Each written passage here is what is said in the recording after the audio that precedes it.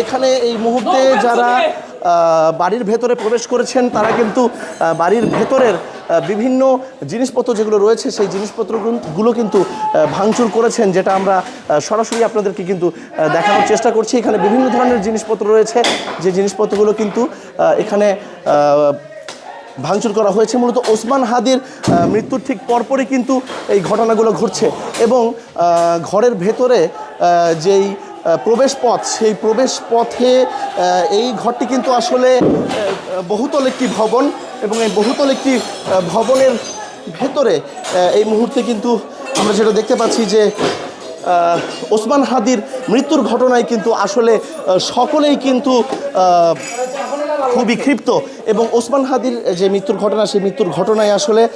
মহিবুল হাসান চৌধুরীর যে বাড়ি, সেই বাড়িতে ইতিমধ্যে কিন্তু ভাঙচুর করা হয়েছে। আসলে সকলেই কিন্তু বাংলাদেশের বিভিন্ন স্থানে আমরা যেটা দেখতে পাচ্ছি যে বিভিন্ন ধরনের সভা সমাবেশ মিছিল কিন্তু ইতিমধ্যে শুরু হয়েছে এবং সেই সভা সমাবেশ মিছিলের পরপরই আমরা চট্টগ্রামের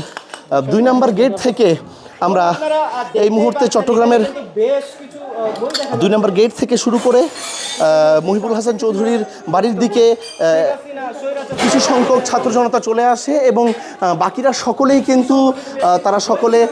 ভারতীয় হাই কমিশনারের অফিস অর্থাৎ চট্টগ্রাম খুলশীতে অবস্থিত বাংলাদেশ হাই কমিশনারের যে অফিস, সেই অফিসে কিন্তু তারা যায়। আমরা দেখতে পাচ্ছি পুরো বাড়ির বিভিন্ন অংশ কিন্তু ভাঙচুর করা হয়েছে এবং এই ভাঙচুরের যে চিহ্ন আমরা ইতিমধ্যে দেখতে পাচ্ছি সেটি কিন্তু প্রায় প্রত্যেকটি ঘরের প্রায় প্রত্যেকটি রুমেই যে বিভিন্ন ধরনের আসবাবপত্র থেকে শুরু করে বিভিন্ন জিনিসপত্রগুলো রয়েছে, সেই জিনিসপত্রগুলো কিন্তু ইতিমধ্যেই ভাঙচুর করা হয়েছে, যেটা আমরা দেখতে পাচ্ছি। এবং এখানে কিন্তু আসলে পূর্বে কোনো মানুষ ছিল না, যেটা আমরা তাদের সাথে কথা বলে জানতে পেরেছি যে এখানে পূর্বে আসলে কারো উপস্থিতি ছিল না এবং পরবর্তীতে যারা প্রবেশ করেন তাদের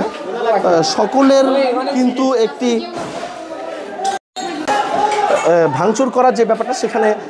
সেখানে কিন্তু 2 নম্বর গেট থেকে যারা এসেছেন তাদের মধ্যে ওসমান হাদির মৃত্যুর ঘটনাটি পরপরই